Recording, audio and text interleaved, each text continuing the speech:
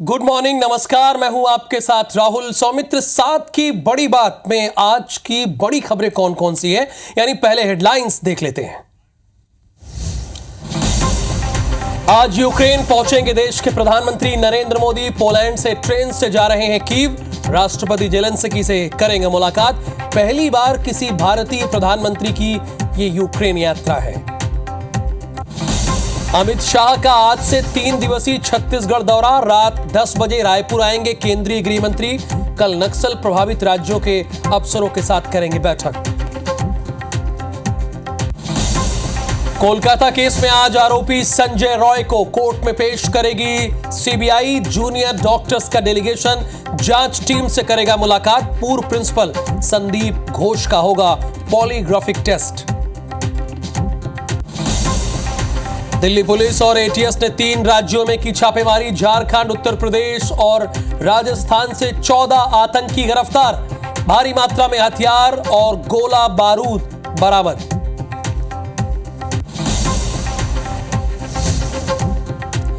जांजगीर में कबड्डी खेलने के दौरान छात्र की मौत। खेल के दौरान जमीन पर गिरा था छात्र। पोस्टमार्टम रिपोर्ट में होगा कारण का खुलासा।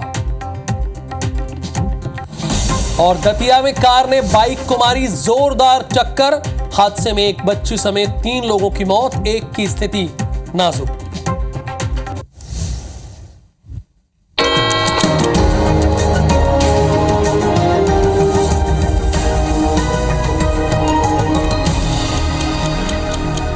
हेडलाइंस के बाद अब नजर डालते हैं सुबह 7 बजे की 7 बड़ी खबरों पर। तो पहली बड़ी खबर यह है दिल्ली से कि आज कांग्रेस स्क्रीनिंग कमेटी की बैठक है। ये हमारी पहली खबर है, कांग्रेस के स्क्रीनिंग कमेटी की बैठक है। अब नंबर 2, आज से अमेरिका के दौरे पर जाएंगे रक्षा मंत्री राजनाथ सिंह। और नंबर 3, केजरीवाल की जमानत अर्जी पर सुप्रीम कोर्ट में आज सुनवाई है। इधर दिल्ली में राजेंद्र नगर कोचिंग के मालिकों की जमानत पर आज फैसला होना है। 5वीं खबर यह है कि मुंबई में नाबालिग लड़कियों का यौन उत्पीड़न करने वाला गिरफ्तार हुआ है। इधर शेख हसीना और सहयोगियों के खिलाफ हत्या के 5 और केस दर्ज कर लिए गए हैं। और अगर बात करें आखिरी खबर की, तो कांग्रेस के प्रभारी सचिन पायलट रायपुर आएंगे। जेल के बाद देवेंद्र यादव से मिलेंगे। अब डिटेल में खबरें बताने का वक्त हो गया है। चूंकि सबसे पहले तो आप ये जान लीजिए कि आज यूक्रेन पहुंचेंगे देश के प्रधानमंत्री नरेंद्र मोदी। पोलैंड से ट्रेन से पहुंचेंगे यूक्रेन। और प्रधानमंत्री नरेंद्र मोदी यूक्रेन जाने वाले देश के पहले प्रधानमंत्री बन गए हैं और वो ट्रेन से जा रहे हैं। तकरीबन 600 किलोमीटर का सफर उन्हें तय करना है और ये ट्रेन बहुत धीमी रफ्तार से चलती है। अब 10 घंटे का वक्त लेगी। 10 घंटे में 600 किलोमीटर की दूरी तय करेगी। एसपीजी की टीम ने कीव में तैनात किया है। पोलैंड की ट्रेन रेल फोर्स 1 से पहुंचेंगे। और अच्छा, इस ट्रेन से जो बाइडेन के साथ फ्रांस के राष्ट्रपति और इटली की प्रधानमंत्री भी इसी ट्रेन से यूक्रेन गई थी। अमेरिकी राष्ट्रपति जो बाइडेन भी, देखिए ये लाइन आ गई, इसी ट्रेन से यूक्रेन गए थे। प्रधानमंत्री के दौरे पर पूरी दुनिया की नजर है। कई बार शांति वार्ता की पहल कर चुके हैं देश के प्रधानमंत्री नरेंद्र मोदी और अब यूक्रेन जा रहे हैं। वहां के राष्ट्रपति जेलेंस्की से वो मुलाकात भी करेंगे। और 2 वर्षों से, पिछले 2 वर्षों से, बल्कि 2 वर्ष से ज्यादा का वक्त हो गया जब यूक्रेन युद्ध की आग से चल रहा है।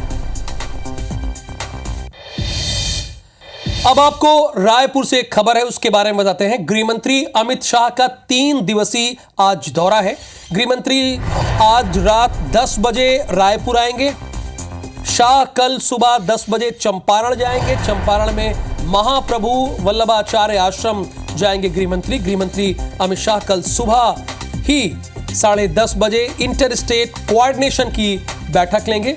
छत्तीसगढ़ समेत पड़ोसी राज्यों के सीएस और डीजीपी मौजूद रहेंगे। अमित शाह कल एलडब्ल्यूई की बैठक लेंगे।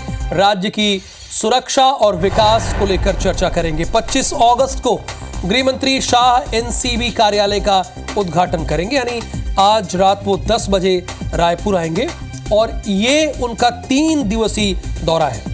सौरभ परिहार पूरी जानकारी लेकर हमारे सामने उपस्थित हो गए हैं। स्क्रीन पर आप उन्हें देख रहे हैं। सौरभ, अमित शाह 3 दिवसीय दौरे पर रायपुर आ रहे हैं। इस दौरान उनके कौन कौन से कार्यक्रम विशेष है, अहम है, उसके बारे में हमारे दर्शकों को जानकारी दीजिए आप।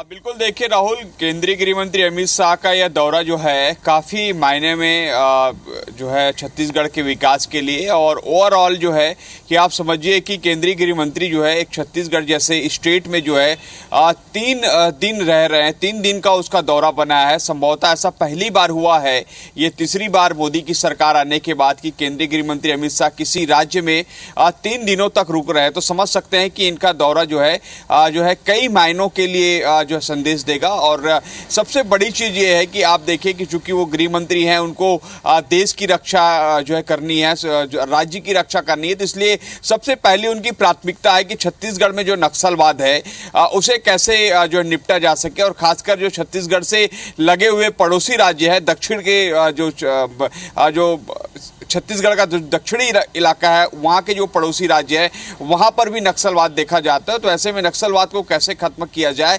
और देश को और राज्य को जो है विकास की मुख्य धारा से पूरी तरीके से जोड़ा जाए, और नक्सलवाद को लेकर जो पहले ही यहाँ की सरकार ने एक नीति, आत्मसमर्पण नीति लाने जा रही है, उस पर और क्या बेहतर किया जा सकता है, ओवरऑल डेवलपमेंट क्या किया जा सकता है। क्योंकि आप समझिए कि बस्तर ऐसा इलाका है जहाँ पर हर कुछ है, खनिज संसाधन है, प्राकृतिक सौंदर्यता है। तो ऐसे में नक्सलवाद को कैसे खत्म किया जाए, तो वो है। उसके बाद आप देखें कि दूसरी बैठक उनकी होगी जो है ओवरऑल छत्तीसगढ़ के डेवलप को लेकर कि और क्या बेहतर किया जा सकता है। मोदी की गारंटी को लागू जो है किया जा रहा है, तो और क्या बचे हुए, उस पर एक फोकस होगा। और तीसरा और सबसे महत्वपूर्ण आप देखें कि यहाँ पर एनसीबी ऑफिस का भी जो है केंद्रीय गृह मंत्री अमित शाह उद्घाटन करेंगे। और केंद्रीय जो जितने भी रिकॉर्ड्स हैं, नेशनल क्राइम रिकॉर्ड ब्यूरो, उसकी भी जानकारी यहाँ पर अवेलेबल रहेगी। तो कहीं ना कहीं जो बार बार कहा जा रहा है कि पुलिस को जो है एक ऑनलाइन जोड़ा जाए, पुलिस को जो है आज के डेट में टेक्नोलॉजी से जोड़ा जाए, तो वो भी सिस्टम यहाँ पर पुलिस के लिए उपलब्ध रहेंगे। और सौरभ, ये बहुत जरूरी भी है, खासकर रायपुर पुलिस के लिए तो बहुत जरूरी है कि वो एक कदम आगे हो अपराधियों से, बदमाशों से। बहुत शुक्रिया इस पूरी इंफॉर्मेशन के लिए आपका। अगली खबर भी रायपुर से ही है। केंद्रीय गृह मंत्री अमित शाह के दौरे से पहले सीएम साय आज निरीक्षण करेंगे। सीएम विष्णुदेव साय कार्यक्रमों की तैयारियों का जायजा लेंगे। स्वाभाविक सी बात है, गृह मंत्री आ रहे हैं और विदेश के। सीएम विष्णुदेव साय सुबह 10 बजे एयरपोर्ट पहुंचेंगे। सीएम साय सुबह 10:30 बजे नवा रायपुर स्थित रिसोर्ट भी जाएंगे। यानी गृह मंत्री, देश के गृह मंत्री अमित शाह का जहां जहां कार्यक्रम है, जाहिर सी बात है कोई चूक ना रह जाए, कोई कमी ना रह जाए, इस बात की जानकारी लेने के लिए स्वयं विष्णुदेव साय वहां पर जा रहे हैं। और पक्ष के साथ विपक्ष क्या कर रहा है, हमारी नजर उस पर भी है। रायपुर से खबर है, पीसीसी प्रभारी सचिन पायलट आज रायपुर आ रहे हैं। दोपहर 3 बजे वो देवेंद्र यादव से मिलने के लिए जेल जाएंगे। सचिन पायलट शाम 4 बजे राजीव भवन में बैठक लेंगे। बैठक में कांग्रेस के पदाधिकारी और कार्यकर्ता इस दौरान मौजूद रहेंगे। सचिन पायलट शाम 4 बजे राजीव भवन में बैठक लेंगे। कांग्रेस के पदाधिकारी इस दौरान मौजूद रहेंगे। स्वाभाविक सी बात है, सचिन पायलट आ रहे हैं तो कांग्रेस के ही पदाधिकारी मौजूद रहेंगे। और अब एक ऐसी खबर जिस पर पूरे देश की नजर है। Kolkata rape and murder case, आज आरोपी संजय रॉय को कोर्ट में पेश करेगी सीबीआई। मेडिकल कॉलेज के पूर्व प्रिंसिपल संदीप घोष का पॉलीग्राफिक टेस्ट होगा, क्योंकि ये झूठ बोल रहे हैं। 4 डॉक्टरों की टीम पॉलीग्राफिक टेस्ट करेगी। इधर जूनियर डॉक्टरों का डेलीगेशन सीबीआई की टीम से मुलाकात करेगी। आज जो जूनियर डॉक्टर्स का डेलीगेशन है वो भी सीबीआई की टीम से मुलाकात करेगी।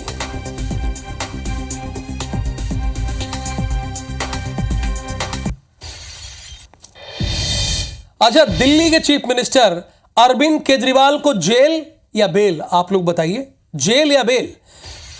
केजरीवाल की जमानत याचिका पर सुनवाई आज हो रही है, इसीलिए यह प्रश्न मैंने आपके सामने खड़ा किया। सुप्रीम कोर्ट में जमानत याचिका पर सुनवाई होगी। 14 अगस्त को कोर्ट ने सीबीआई को नोटिस जारी किया था। आज कोर्ट में जवाब देगी जांच एजेंसी। और आज ये क्लियर होगा कि अरविंद केजरीवाल जो दिल्ली के चीफ मिनिस्टर हैं वो अभी जेल में ही रहेंगे या बेल पर बाहर आएंगे।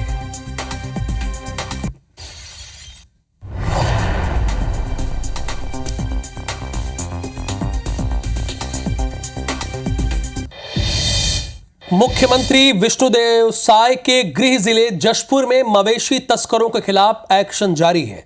जनवरी से अब तक जिले में मवेशी तस्करी के 36 प्रकरण यानी मामले दर्ज किए गए हैं, जिसमें से 43 आरोपियों को गिरफ्तार करके पुलिस ने तस्करों के चंगुल से 443 गोवंशों को मुक्त कराया है। मवेशी तस्करों को पुलिस का इतना भय पहली बार हुआ कि इनमें लगभग आधा दर्जन से भी ज्यादा तस्करों ने कोर्ट के समक्ष आत्मसमर्पण भी किया है। तस्कर गोवंशों को मारते खदेड़ते छत्तीसगढ़ से झारखंड के बूचड़ खाने लेकर जाते हैं। गोवंशों का बाजार रायगढ़ जिले में जशपुर सीमा से लगे गांव चरखापारा मवेशी बाजार के नाम से लगाया जाता है, जो प्रत्येक सप्ताह हजारों की संख्या में गोवंश को इकट्ठा करके विक्रय किया जाता है, जिन्हें झारखंड और जशपुर से आपको बताएं साई टांगर टोली से कोचिए आकर कम दामों में खरीदते हैं। इन्हीं गोवंशों को हाँकते हुए गाड़ियों में भरकर या फिर पैदल के रास्ते झारखंड बूचड़ खाने ले जाकर इनका वध कर देते हैं। क्योंकि जशपुर से झारखंड की सीमा बहुत ही लगी हुई है, पास में ही वहां झारखंड का जिला गुमला है।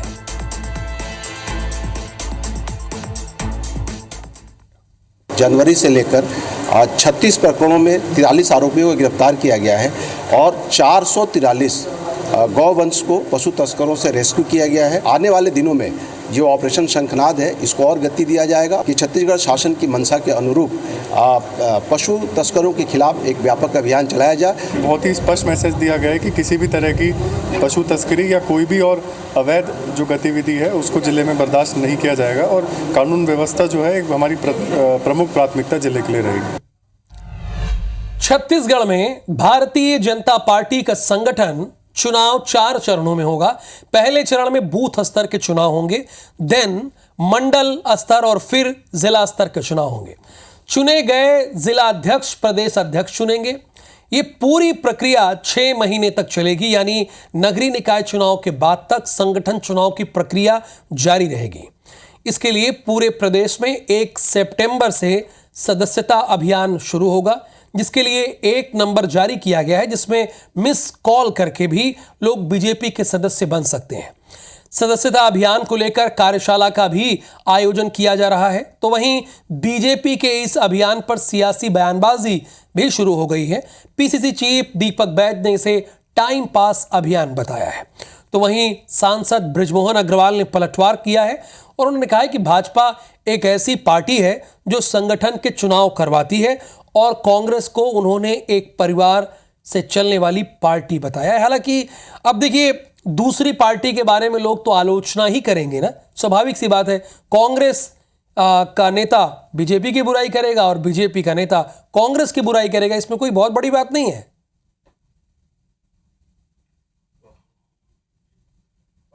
न उनके पास योजना धरातल पर पहुंच पाया, न कोई प्लानिंग है, न कोई नीति है, न कोई किसी तरह की काम है। भारतीय जनता पार्टी के नेता और पूरे लोग बेरोजगार बैठे हुए हैं, इसलिए वो सिर्फ टाइम पास सदस्यता अभियान चला रहे। लेकिन इस समय पूरे देश में की बात करें या छत्तीसगढ़ की बात करें, भारतीय जनता पार्टी के इस 8 महीने की सरकार से त्रस्त हो चुके हैं। कांग्रेस में तो लोकतंत्र बचा ही नहीं है। कांग्रेस में ना सदस्यता होती ना चुनाव होता। बीजेपी देश की एकमात्र लोकतांत्रिक पार्टी है जो समय समय पर अपने संगठन के चुनाव करवाती है। वो जरा अपनी पार्टी को देखें कि यहाँ एक परिवार की पार्टी कर रही है। ये कहना बड़ा आसान है कि लोकतंत्र बचा ही नहीं किसी पार्टी में। बहरहाल, उत्तर प्रदेश की अयोध्या से एक बड़ी अहम खबर है। अयोध्या में एक मुस्लिम महिला को प्रधानमंत्री मोदी और मुख्यमंत्री योगी की तारीफ करना महंगा पड़ गया। एक मुस्लिम महिला ने प्रधानमंत्री मोदी की तारीफ कर दी और योगी आदित्यनाथ की। प्रधानमंत्री मोदी और सीएम की तारीफ करते ही पति ने उस पर गर्म दाल फेंक दी। इतने में मन नहीं भरा तो 3 तलाक कह दिया, जो कि भारत में इलीगल है। पीड़ित महिला अब न्याय के लिए दफ्तरों के चक्कर काट रही है। महिला का यह सीधा आरोप है कि उसके शौहर ने इस दौरान मुख्यमंत्री योगी आदित्यनाथ और देश के प्रधानमंत्री नरेंद्र मोदी पर आपत्तिजनक टिप्पणी की है। ये वही महिला है जिसने ये आरोप लगाया है कि देश के प्रधानमंत्री नरेंद्र मोदी और उत्तर प्रदेश के मुख्यमंत्री योगी आदित्यनाथ की तारीफ की वजह से उसे प्रताड़ना झेलनी पड़ रही है। योगी जी की, मोदी जी की तारीफ कर रहे थे अपने शौहर से। उन्होंने तारीफ सुने और वो बहुत गुस्सा हुए, लड़ाई झगड़ा करके हमें घर से भगा दिया। फिर जब घर गए तो हमें तुरंत 3 तलाक दे दिया और बहुत मारा और गला भी दबा दिया। जब हम बेहोश हो गए तो एकदम खौलती हुई दाल लाकर चेहरे पे डाल दिए। वो हमारे प्रधानमंत्री हैं, उन्होंने इतना सब कुछ किया है हम लोगों के लिए। इस वजह से हम योगी जी से इंसाफ की गुहार लगा रहे हैं। अब ये महिला उत्तर प्रदेश के मुख्यमंत्री योगी आदित्यनाथ से चाहती है कि वो इंसाफ करे इस पूरे मामले में।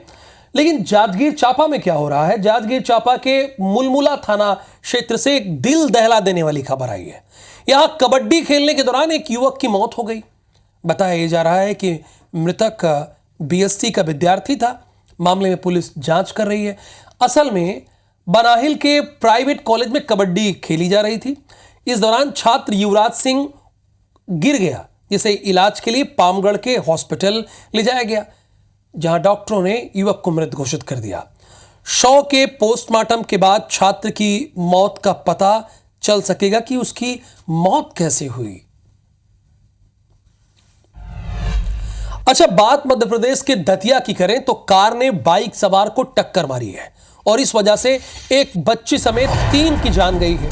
एक गंभीर रूप से घायल है, उसे हॉस्पिटल में एडमिट करा दिया गया है। ये भांडेर रोड पर दरियापुर की घटना है। भांडेर रोड पर दरियापुर है, वहीं की ये घटना है। देखिए, ये बार बार IBC 24 आप सभी से अपील करता है कि जहां जाना है थोड़ा पहले निकल जाइए, या अगर देर हो रही है तो थोड़ी देर तो होगी, कम से कम ऐसे हादसों का सामना तो नहीं करना पड़ेगा। आप देखिएगा, खुद ऑब्जर्व कीजिएगा कि ज़्यादातर जो घटनाएं होती, तकरीबन मैं बता रहा हूँ 90% से ज़्यादा वो तेज रफ्तार की वजह से होती है।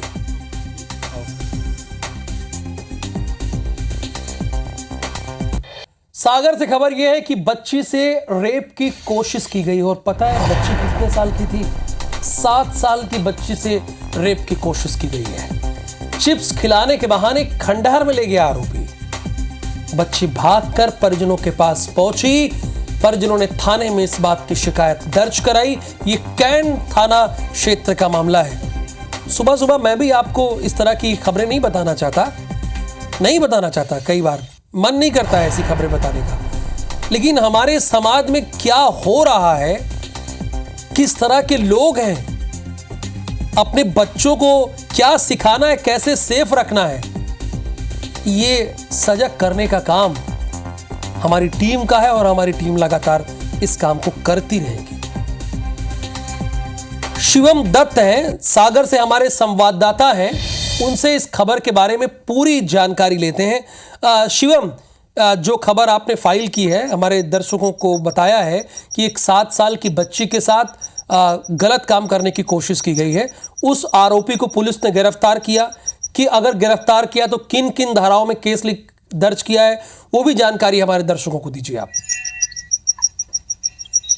जी सर, कल शाम लगभग 6 से 7 बजे के बीच की एक घटना है, जब एक बच्ची दौड़ते हुए अपने परिजनों के पास पहुंची और उसने बताया कि उसी के क्षेत्र के एक निवासी, एक युवक जिसकी उम्र लगभग 15 से 17 साल के बीच है, जो युवक भी नाबालिग है, 7 वर्षीय बच्ची को एक खंडहर रूपी मकान में लेकर गया।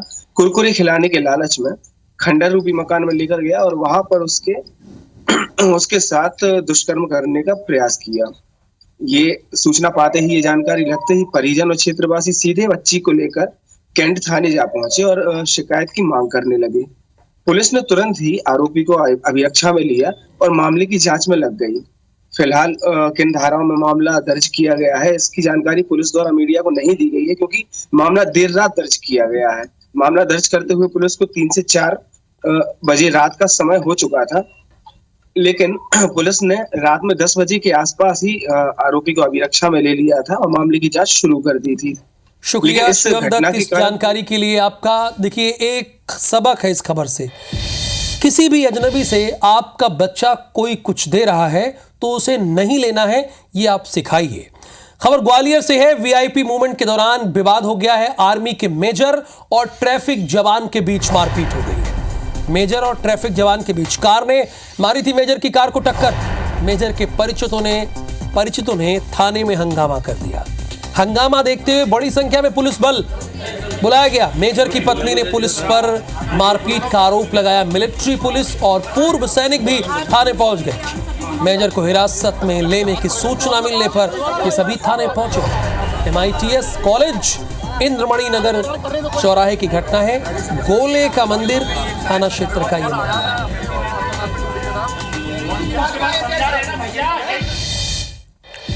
बांग्लादेश हिंसा के खिलाफ प्रदर्शन लगातार जारी है। उत्तर प्रदेश के कानपुर में ये प्रदर्शन हो रहा है।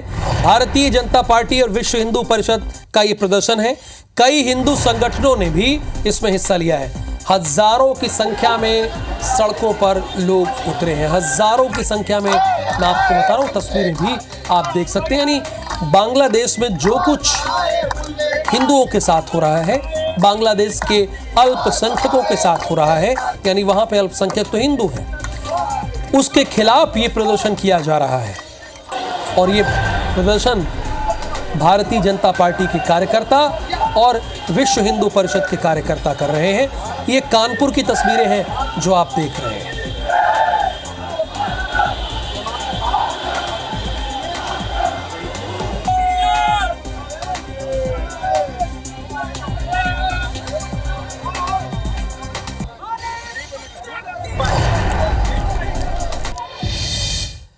भारत लाया जाएगा नाभा जेल का मास्टरमाइंड, यानी जेल ब्रेक का मास्टरमाइंड भारत लाया जाएगा।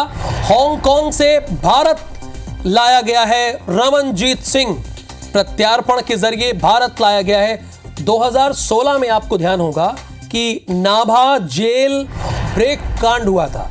नाभा जेल तोड़कर कई आतंकी फरार हुए थे और उस समय भी ये आपको जानकारी दी गई थी। 2018 में, यानी 2018 में रमनजीत के हांगकांग में होने का पता चला था।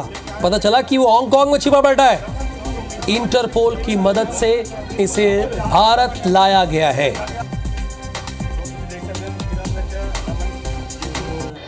जैसा कि हमने आपसे बताया भी था कि देश में मौसम कैसा है, तो त्रिपुरा में भारी बारिश का कहर है। भारी बारिश की वजह से 22 लोगों की जान चली गई, 2 लोग लापता बताए जा रहे हैं। भारी बारिश के कारण लोगों के घर क्षतिग्रस्त हो गए हैं। अच्छा, ज्यादा बारिश भी हो ना तो वो भी मुसीबत है। कोई भी हो, मतलब देखिए, चाहे धूप अगर बहुत ज्यादा हो गई तो मुसीबत, बारिश बहुत ज्यादा हो गई तो मुसीबत, ठंड बहुत ज्यादा पड़ गई तो मुसीबत। यानी इसीलिए कहा जाता है दायरे में रहकर काम कीजिए। लेकिन ये सब तो प्राकृतिक है और आप ही प्राकृतिक से छेड़ कर रहे हैं। प्रकृति से छेड़ करने का काम हम ही लोग कर रहे हैं। पेड़ कटते जा रहे हैं और इसी वजह से कई जगहों पर भारी बारिश भी होती है।